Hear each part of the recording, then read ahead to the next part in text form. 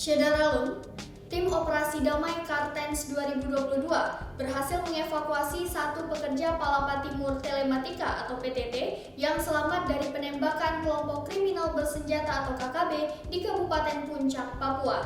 Berikut informasi selengkapnya.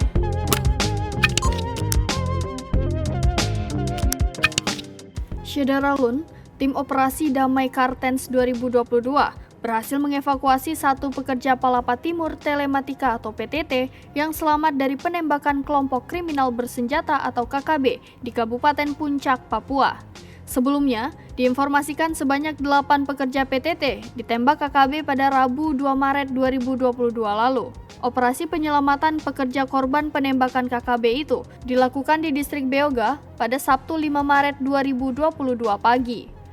Proses evakuasi pekerja PTT yang selamat setelah tertembak KKB itu dipimpin langsung oleh Kepala Operasi Damai Kartens 2022, Kombes Pol Muhammad Firman, dilansir dari laman kompas.com. Adapun korban yang selamat dari penembakan KKB tersebut adalah pekerja PTT atas nama Nelson Sarira.